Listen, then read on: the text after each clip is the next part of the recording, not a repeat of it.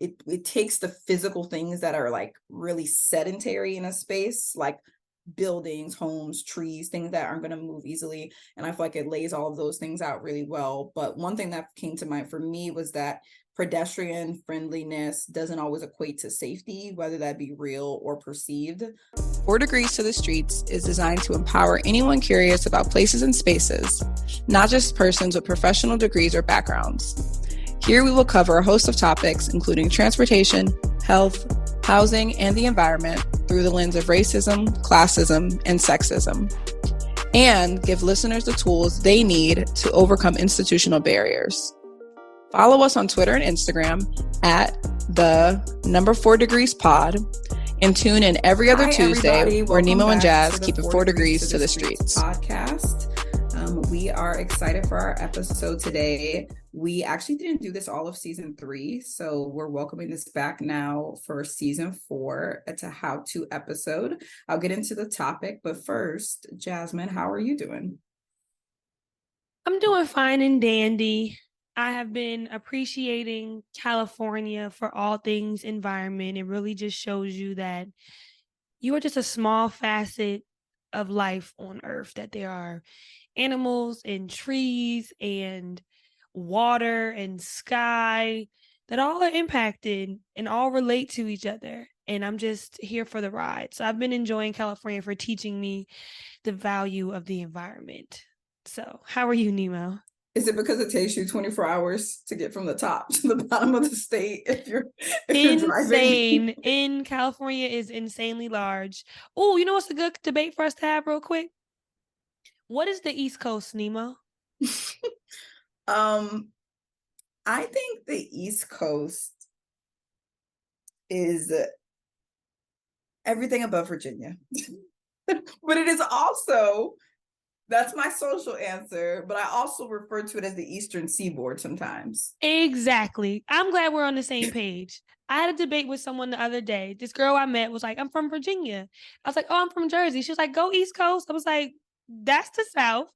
She was like, no, I'm from the East Coast. I said that geographically, yes, that is the eastern coastal side of the country, right? Understood. But the East Coast is the tri-state area, New York, New Jersey, Connecticut, and sometimes Philadelphia. Like, that's the East Coast. Delaware, DC. That's mid-Atlantic.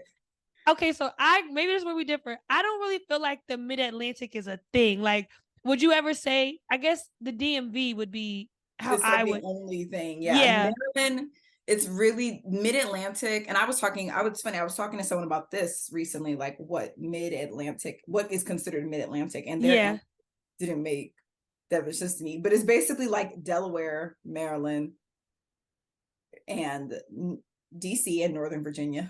Yeah, I think so. I think thinking about what's the places on the Eastern Seaboard, New England, the East Coast, DMV, the South, then Florida. You don't consider New England the East Coast? It's on the Eastern Coast, but culturally, that's New England. Like, they're New England. Yeah, so that's the word for it. My first answer for me to say that everything above Virginia is the East Coast is the culturally, but I think New England's culture is not gonna say the whole, like, it's too much to say the East Coast is just one culture. No, but of course not. Northeast, I think New England, they have a culture that is associated with the different types of East Coast culture. Okay, but that means that there's a little bit separate. Like, I truly believe that, and maybe it's just a interchanging of words between saying mid-Atlantic and DMV, East Coast and tri-state area. But I think if someone tells me I'm from the East Coast, my mind is thinking they're from New York, New Jersey, or Connecticut. And sometimes I just think New York and New Jersey. Like, I don't think about South Carolina as being from the East Coast. Like, that's the South. Like, I get that there's beaches and they're on the coast, but that's the South. Like, I separated at the Mason-Dixon. Yeah, I would agree with that. But if someone tells me they're from the East Coast and they're like, I grew up in Rhode Island, I say, okay, that's East Coast. I give them that. I have a different opinion. I'd be like, okay, New Englander, go Patriots. This is also someone who's from the West Coast, and when people say they're in California, and I'm like, because I grew up in the Pacific Northwest, which is culturally a little different than most places in California. So is Denver the West? Okay, so where does the West and the Midwest end? Like, where does the Midwest end and the West begin? Yeah, because I think Arizona is West. I consider Arizona West Coast. I consider Denver. Even though it doesn't touch the coast? Yeah. It's like that Western, I think like time zone too, depending. Okay, I think the time zone is a good point. Pacific Coast, they have their time, but I think sometimes Arizona, I think depending on the season, because some of them don't do daylight saving. Arizona doesn't change for daylight saving. So half the year they're the same time zone as California, and then the other half of the year they're an hour behind, I think, is how it goes. Okay. With Arizona. That's a fun topic. Everybody let us know what you think is the East Coast and if there's a difference geographically and culturally. Right. And the man-made things like daylight saving time. Nobody move the clocks. We could have been doing more important things like saving the planet, but we want to mess up the sun and the Lord. sun. But I don't know enough about that to speak on it. So anyway, the topic for today, we're going to be discussing environmental tools that you can use in your daily life, that you can find on Google, that you can access easily without a subscription or paywall or anything like that. So back in season 2, we released our first how-to episode about researching your neighborhood. And that included topics like census data from housing and urban development.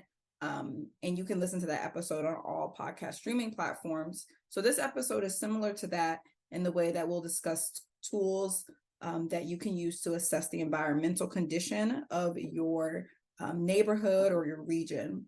And we wanted to look at this to specifically help people understand the purpose of the tools, how to use it, and when you can use it in your everyday life. And I will now pass it over to Jasmine to get into some of the specific tools. So thanks, Nemo. We're going to talk about WalkScore, which is a platform that you can use to assess the walkability of your neighborhood. We're going to talk about the US EPA Environmental Justice Screen, which is a tool that lets you measure a host of environmental conditions. The EPA Greenhouse Gas Emissions Calculator for those who are curious about their own personal GHG consumption and usage. And then we'll do a slight honorable mention of the UC Berkeley cool climate maps. And then finally, we'll wrap it up with water. So we're talking water, land, and air. And let's get into it. So the first tool, and to Nemo's point, these are tools that are free. They're online. You don't need a subscription. While some of them may have a paid platform, like WalkScore has a paid version, the free version is just as useful and very helpful. These are tools that planners, sometimes architects, but definitely planners and engineers and local government officials are very familiar with using, and they can be really helpful for people in a host of different scenarios. Say you're looking to move to a new city and you're curious about air quality because you have an air quality concern. Maybe you have asthma. You just don't want to live somewhere that's super polluted. Say you don't have a car. You want to live somewhere that's walkable. Say you want to map out your commute shed or something like that. They're all very useful tools for people, whether you're studying the environment from a professional standpoint or you're just curious about your own neighborhood. So let's jump into WalkScore. WalkScore is an online tool where you enter in an address and it can determine the pedestrian, biker, and transit user accessibility of a location. So you get a walk score, a bike score, and a transit score. From 0 to 100 is the rating. The higher number means the more accessible it is for that mode of transportation. It was originally created by a startup, an incubator firm called Front Seat, and is now owned by Redfin. And we'll get into why Redfin's ownership of WalkScore is very important. Redfin, for those who don't know, is a major real estate sales firm. They are a platform for people to sell their homes, their realtors, but they also list apartments as well. WalkScore's mission is very simple. This is from their website. WalkScore's mission is to promote walkable neighborhoods. Walkable neighborhoods are one of the simplest and best solutions for the environment, our health, and our economy. So Like I mentioned, the tool is helpful for a lot of purposes. You're looking for a place to live, you want to find a home that's in a walkable neighborhood. You're looking for a place to live and you want to be in a certain distance from a particular bus stop or rail station. So you're living in New York and you live in Brooklyn and you need to get to Midtown for work. Well, you don't necessarily want to live on a line. You have to transfer twice to get to Midtown. You want to live on a line that gets you straight into the city as quick as possible.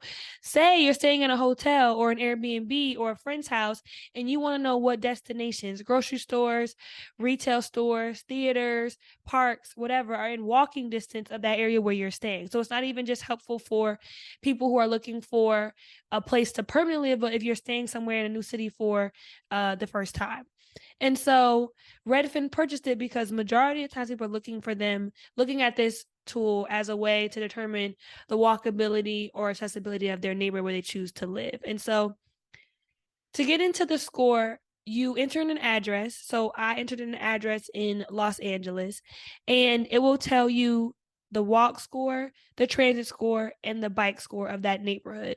You can also enter in a second address, whether that's your work or your school or your parents' house, and it will tell you the average commute time, both during rush hour and after rush hour, that it would take in a car, on a bus, on a train, on a bike, or as a pedestrian. And I thought that's very helpful because something may be geographically 2 miles away, but especially in Los Angeles, it could take 20 minutes.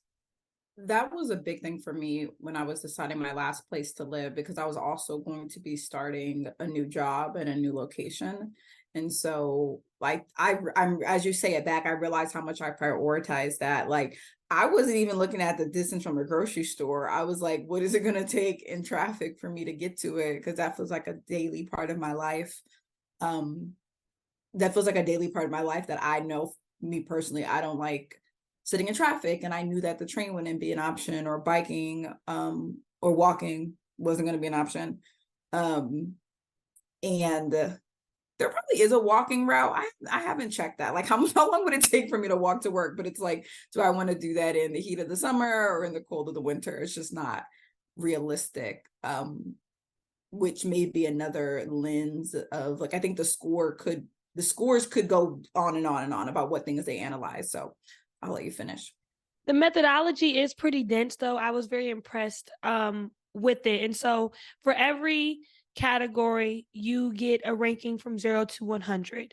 Between 0 and 24, that means it's car dependent, meaning that almost all of the errands require a car. From 25 to 49, it means it can also be car dependent, meaning that most of the errands require a car.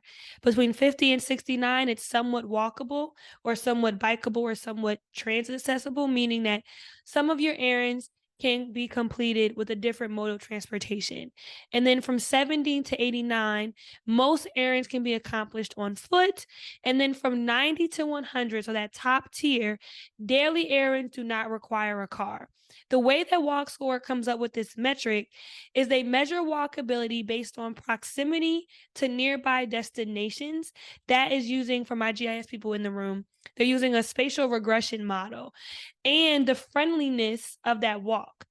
And that includes population density and certain road characteristics such as the length of the block or the intersection density. And here's where I'll jump onto my little planning bag. Walk score is kind of based on those 3 Ds of walkability: density, diversity, and design. And I'll run through them fairly quickly.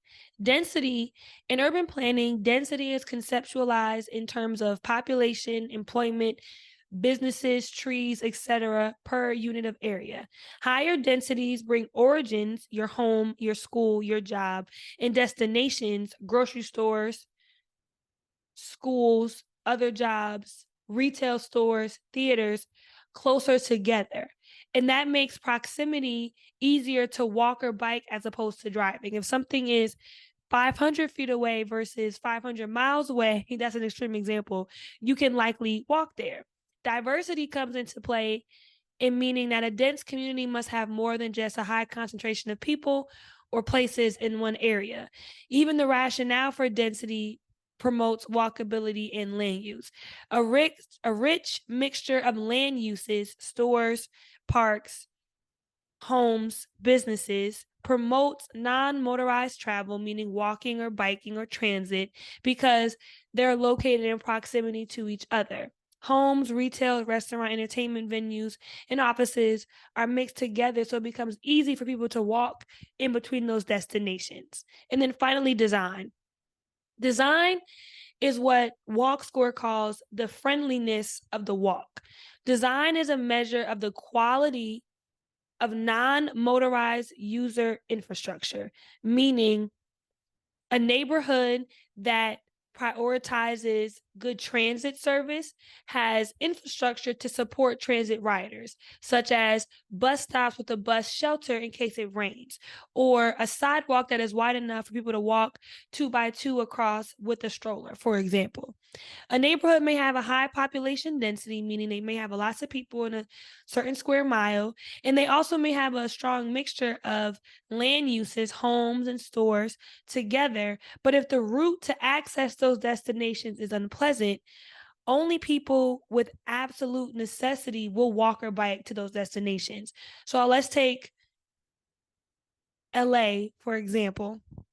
There are many areas that are geographically close to each other. They might be less than a half a mile away, but the 5 or the 10 or the 101 highway might be cutting right through the middle of that half-mile walk, meaning that, yes, I could walk to that grocery store because it geographically is close to my home and I can physically access it. However, the route that I have to take is not pleasant. I have to walk under an overpass, literally over the mountains and through the woods, meaning I'm just going to drive there.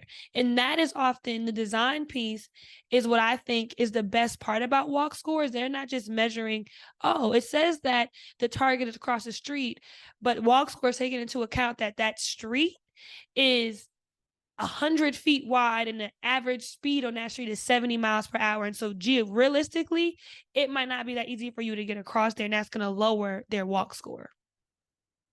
Was there anything in the criteria about physical ability, or do you feel like the score assumes everyone is at the same level of like ability to walk a certain distance or walk a certain incline? Yeah, that's interesting. I did not, and that is my just able-bodied mind thinking not to question that, but I truthfully don't know. They did mention that they looked at intersection density and the quality of the roadway. It is not clear to me if that quality incorporates various ADA compliant metrics or steepness of hills or different things like that, but that's an excellent point. Yeah, I feel like I'm gonna be like Simon Cowell, like I think this is great. But yeah, no, I think walk score does it takes the physical things that are like really sedentary in a space, like buildings, homes, trees, things that aren't going to move easily, and I feel like it lays all of those things out really well. But one thing that came to mind for me was that pedestrian friendliness doesn't always equate to safety, whether that be real or perceived. Because I see certain neighborhoods that have all the sidewalks in the world. They have a bunch of bus stops and there's transit sprinkled in, but is there a police with its lights on every other corner, or are there overgrown trees or shrubbery that is blocking sight points to where you can see what's going on? And is there also just a lack of other people walking outside that make you feel like you don't want to walk around in a neighborhood? So it's like, I think the tools, and this will kind of be a theme as we go through the episode, I think tools are a good starting point for how we talk about places, and it definitely makes like this experience of walking, biking, or taking transit more three-dimensional. But there are certain vibes that I feel like just may not be able to be measured. So I wonder if they do any sort of public input for the scores. Like if your neighborhood has a score, can you comment on it? Can you say like, hey, this doesn't, these are things to consider in the score, or give them ideas for new metrics to add. But I think I would love to see if I was looking for a house, looking for somewhere to live, if I saw a walk score and then saw either public agreement or public disagreement, if they agreed with it or not. No, that's an excellent point. I think all tools are not perfect, right? We're using imperfect data to make decisions. And as always, it's always better for you to go out and see for yourself, especially if you're using this in a sense. Okay, say you're moving, and I can speak from firsthand experience. I was moving to LA from New Jersey, and I really wanted to live in a neighborhood that's walkable. I do have a car, and I knew I was going to need to drive around LA often, but in my immediate vicinity, I wanted to be able to like get to the grocery store, at least have a restaurant that I could just go to really quickly without having to drive if I didn't feel like cooking dinner. And so I looked up communities. And once I found like a building that I liked, I typed in the address in walk score, and I would find that the walk score was like 80. So that when I came to LA to do my tour, I would look and I'm like, does this feel like an 80 to me? Like, do I feel like I can do most of my things without a car and like make my own judgment around it?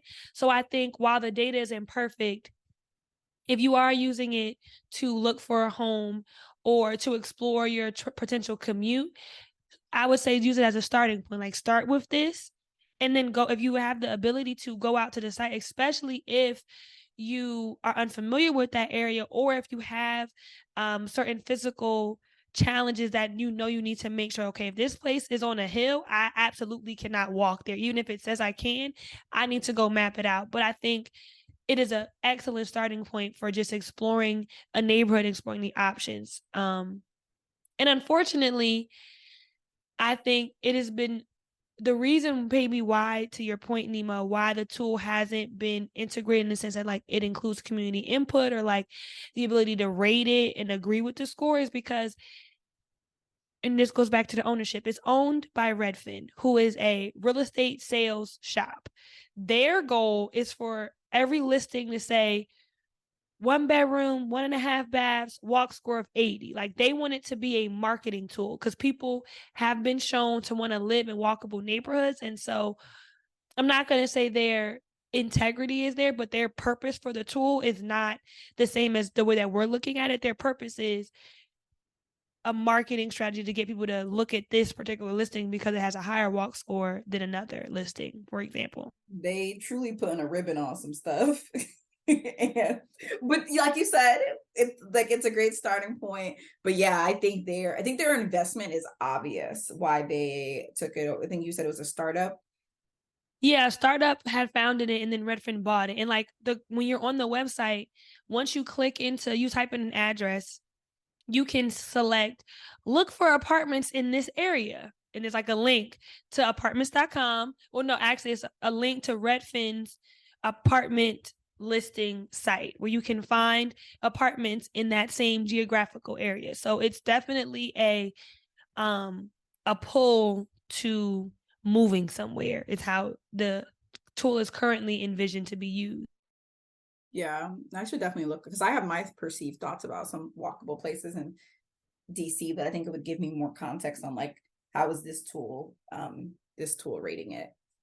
So for our next tool, we will be, and this also goes into kind of household and how you live and some personal choices. But the EPA has a greenhouse gas emissions calculator, and I will break down what that means. So the US EPA, or the United States Environmental Protection Agency, they are a federal agency responsible for clean air, land, water, reducing environmental risk in the US. They also create, mandate, regulate, enforce federal laws that protect human health and the environment. They're also responsible for environmental stewardship, so thinking about how we preserve and think about the future of the current environment that we have. They also produce information, resources, fact sheets for the environment. They're also responsible for cleaning up harmful sites and doing chemical safety reviews. For instance, things we have in our products every day that may be harmful to the environment or us. They are responsible for a whole lot of stuff. They do. That's an insane list. They do. I don't know how they break it up. It's all so interesting to me though. So I'm like, huh.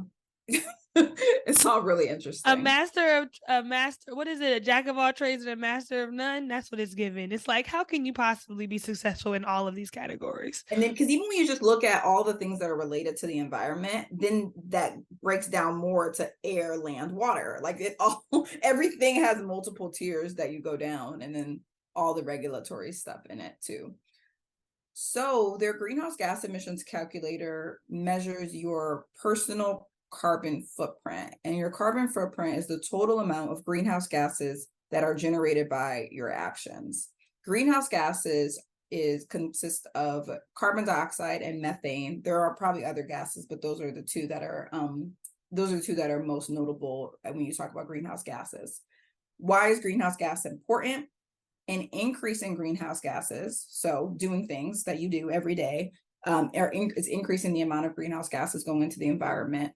And the main cause is what it leads to, if you have more greenhouse gases, is human-induced climate change. So that contributes to air pollution, leads to toxic acid rain.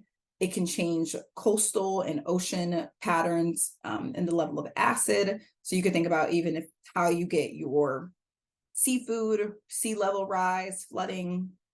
It also worsens the melting of glaciers and polar ice. So globally, what you do increases greenhouse gases that goes into the atmosphere, and it has an impact that comes right back to us. So this calculator estimates your footprint. So if you want to know how you're doing with your contribution to greenhouse gases, and this tool measures home energy, transportation, and waste.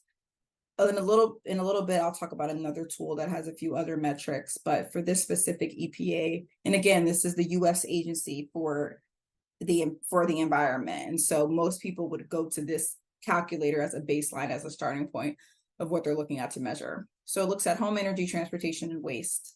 And so if you want to do this calculator, you'll need to make sure you have your utility bills accessible, or you just know off the top of your head on average what you pay for natural gas, for electricity, what you may, if you own a vehicle, what you may pay for fuel monthly, and then also mileage and maintenance costs that you may take as well. So I did this calculator probably about 10 years ago in an environmental science class. I didn't find where I was at and what I was doing. I was not a household of one like I am now. So I did it in preparation for this episode. It took me about 10 to 15 minutes. And I'm lower than the national average. So I feel good about that. And that could be for a few things. I don't drive a lot. I recycle what I can. I grew up in the Pacific Northwest, learned how to compost when I was in 3rd grade. So all of the things may contribute to what I'm doing today. And so as you're going through and filling out, like I said, it takes 10 minutes or less, filling out your basic information about your utility bills.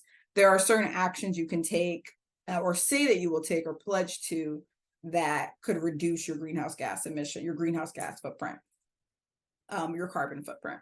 So I said I could turn down the heat in the winter or turn up the AC in the summer, replace light bulbs, make sure that they're Energy Star efficient, enable power management features on my computer. So maybe having an auto shut off, or if I have I cannot think of the word, a power strip, maybe shutting that off instead of just leaving everything running all the time.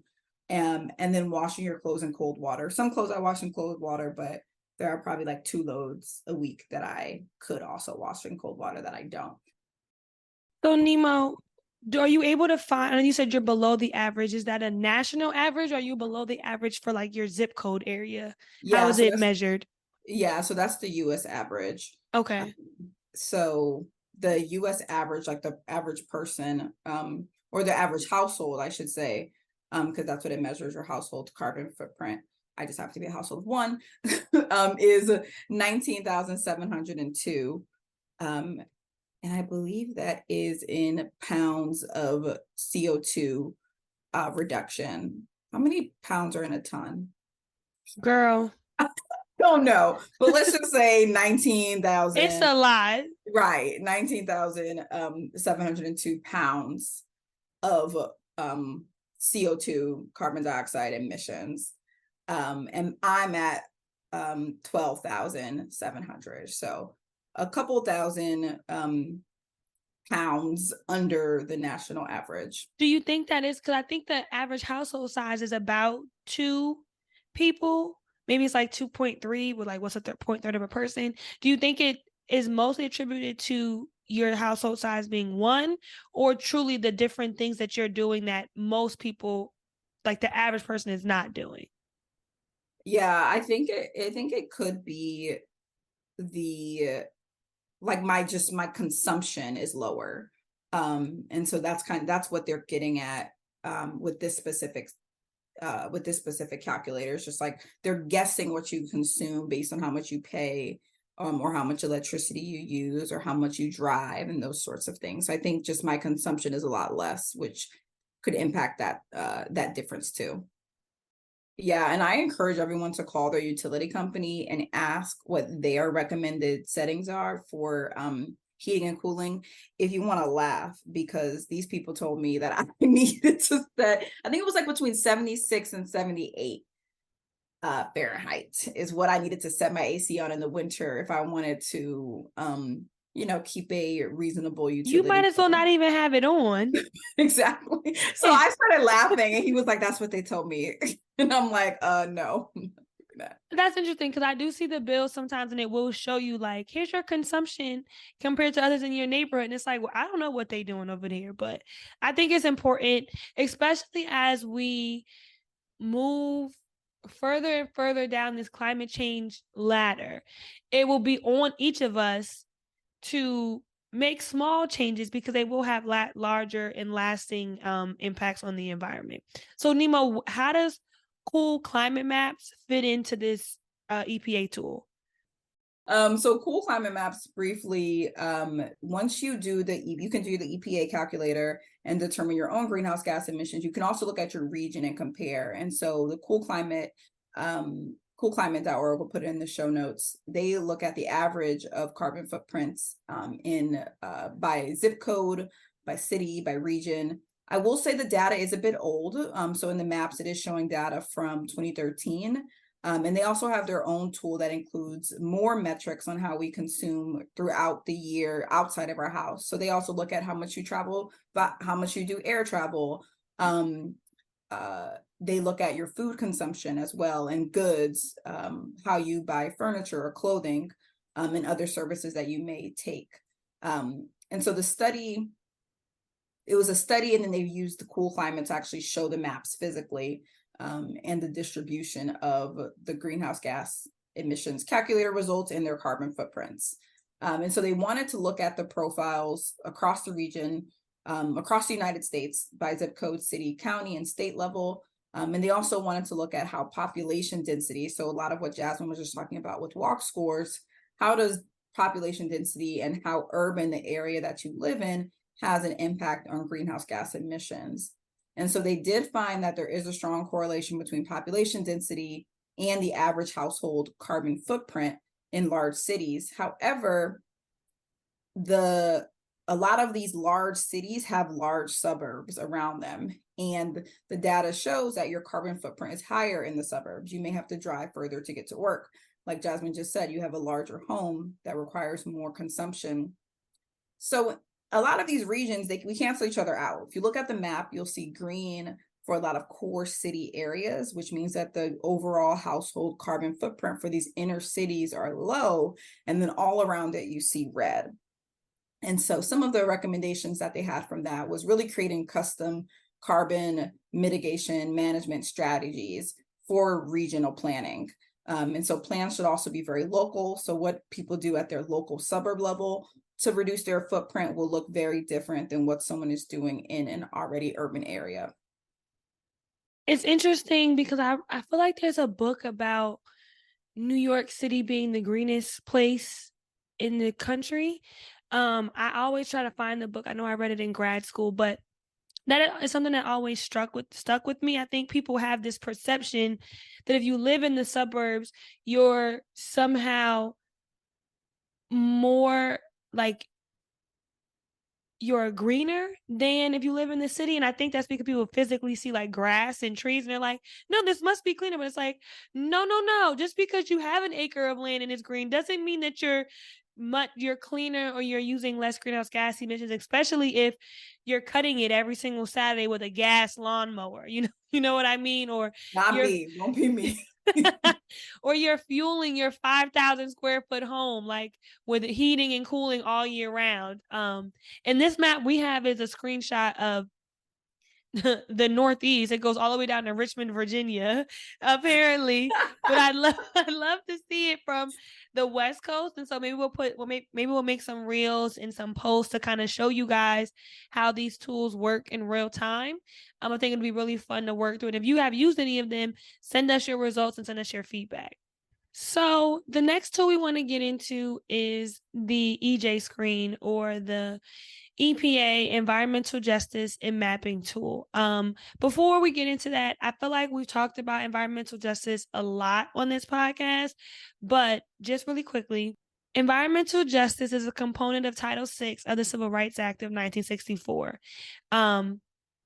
It provides that no person in the United States shall, on the ground of race, color, national origin, sex, age, or disability, be excluded from the participation in or denied the benefits of or subject to discrimination under any program receiving federal financial assistance.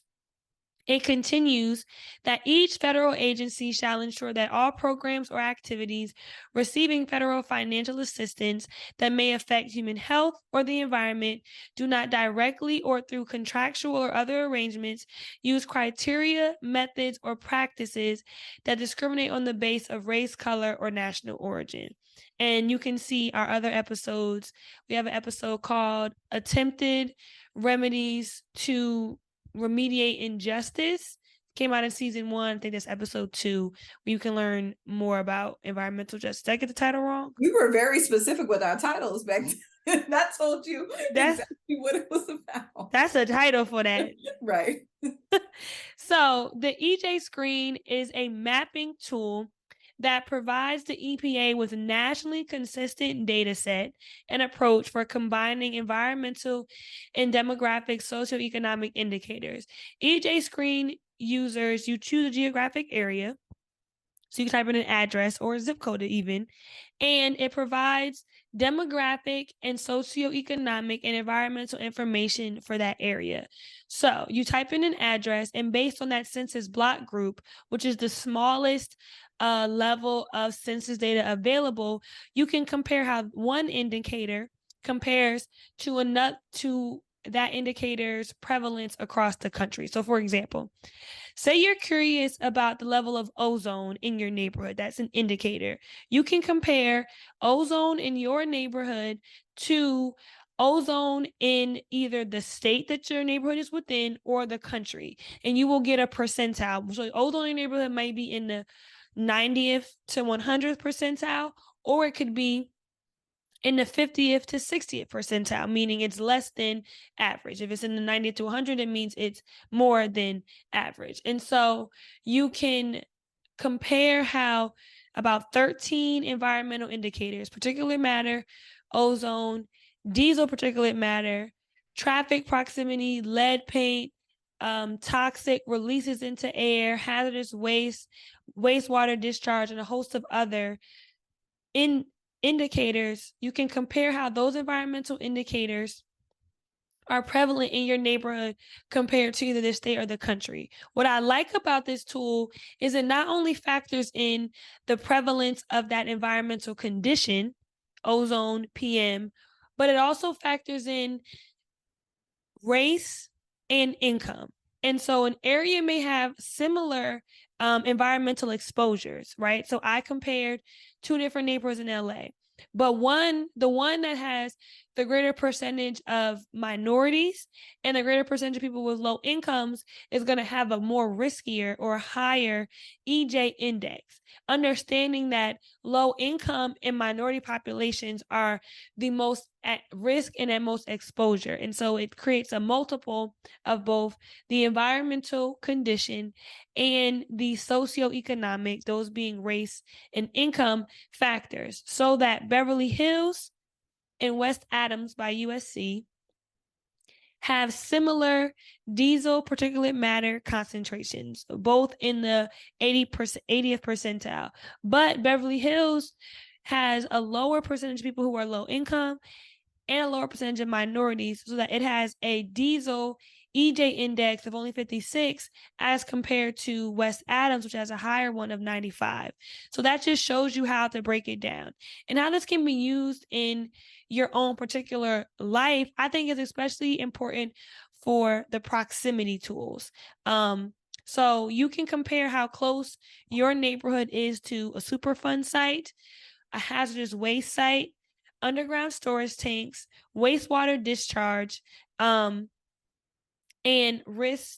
a facility risk management site.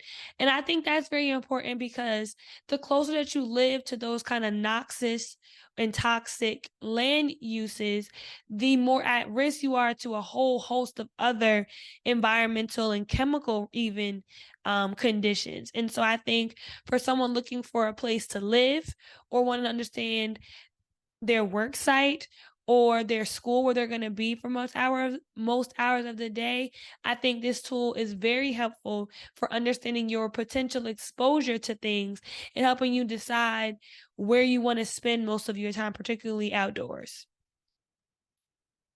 Yeah, I agree that the proximity piece is helpful and interesting that even like, okay, once you see that two different neighborhoods with two different racial and income areas have similar exposure to environmental toxins, but when you think beyond it, why is someone's race and income important when they both have the same exposure?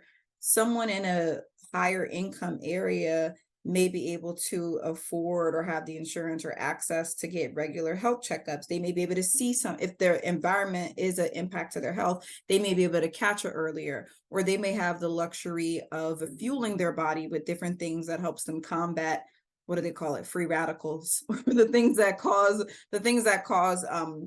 damage to our cells, or could spur different types of cancers. They may be able to combat different things. Whereas when you look at race and income, you're looking at a history of systemic neglect, both economically and based on discrimination, and racism. Don't want to leave that out, that are causing the overall life experience to be different than what someone in a higher income area may be experiencing. Even though the air they breathe may be the same, their quality of life is also impacted by different things. And to the point of understanding environmental justice has that component of race and income. And so just by sheer factor that there is a higher concentration of minorities and persons with low income in this area, and there's this environmental piece, means that when we make decisions as planners, as engineers, as policymakers, we have to be extremely careful around adding another highway to this area, because now we're overburdening this particular population with conditions. And so I think that's very important also. Yeah, no, I completely agree. So as we've said, the EPA, they do a lot. They do a lot. And so definitely the environmental justice is another aspect of monitoring those conditions for people in the US. Another tool from the EPA that we wanted to highlight looks at water quality. So the EPA has a tool called How's My Waterway? And the purpose of this tool is to provide the general public with information about the condition of their local waters based on data that states, federal, local government agencies have to report. And once you go into this tool, you can look at it on 3 tiers: community, state, and national levels. And so why is it important that this tool is spitting out information that these jurisdictions report? So the Clean Water Act that was first enacted in 1972 to reduce water pollution in the US authorized that states, territories, and tribes have to monitor water impairments and report to the EPA every 2 years on the water that they're evaluating. And so that's called an assessment. And these reports, in terms of what is considered an impairment is anything where you can't use the water for what it could be used for. So there could be a body of water that you could swim in, you could fish in, you could drink from. And if the water cannot be used for that purpose because of the level of exposure to bacteria, for a lot of it is bacteria, but it could also be acidic, like the acidity of, cannot say that word right now.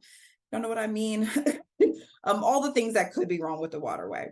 I wish we had more time. I feel like I want to do an episode just on water. Like I realized how like fascinated with water I was when I was looking at this. So deciding what meets water quality standards. You can look similarly, you can search by place name, you can search by zip code. You can also search by address to see the water in that area and if it is meeting the water quality standards for the specific uses. And another reason, like why is this important? So say you go into the tool, you can also look and see when it was assessed. So as I said, EPA requires that they do it every 2 years. All jurisdictions may not be compliant with that. So you will be able to see that information.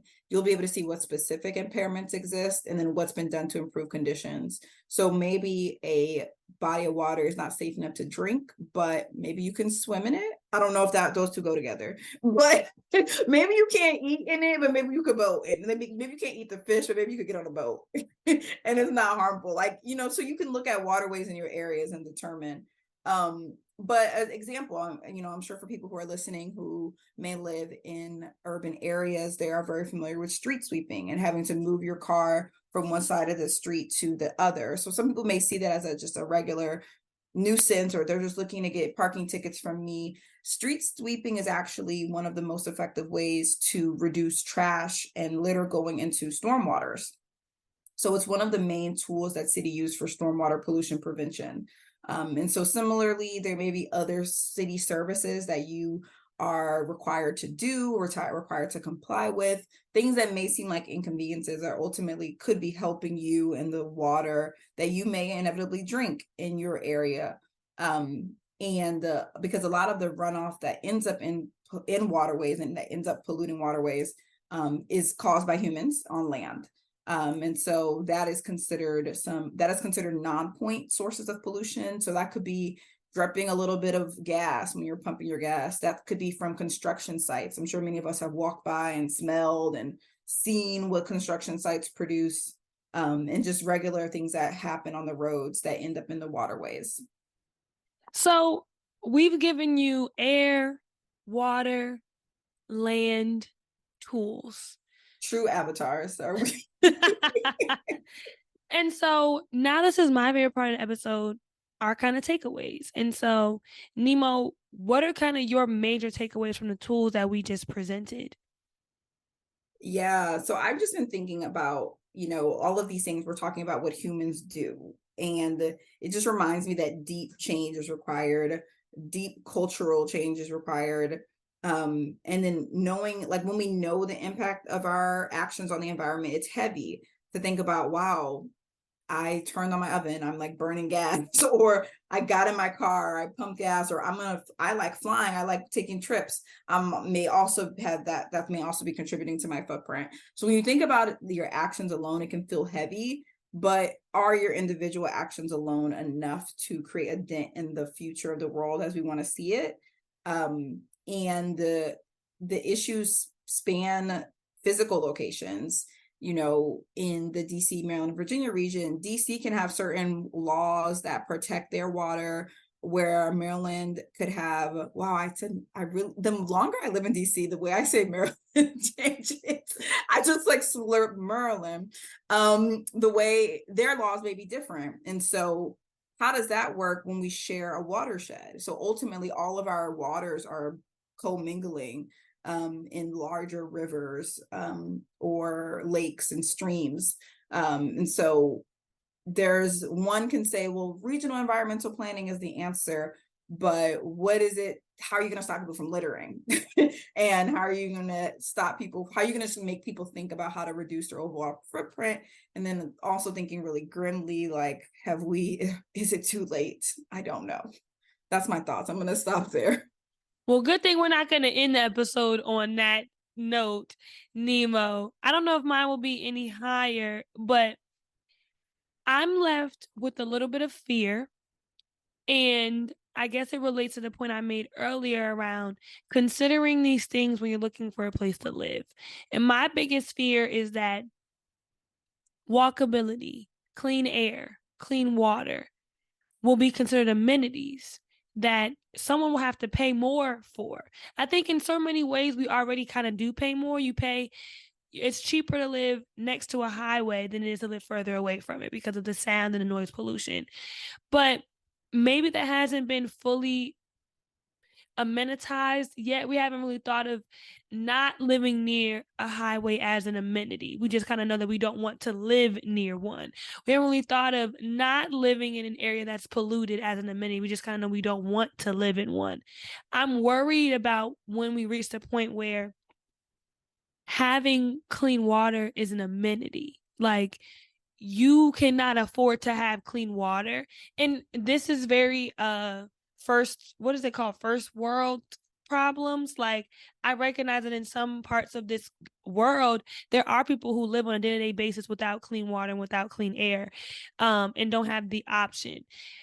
In America, I don't know if the situation is that severe, but I'm worried about when it reaches that level of severity here for us based on our climate changing and all of those things. And so, and I've even seen it, there's articles on walkscore.com around how much is one walk score point worth in an apartment.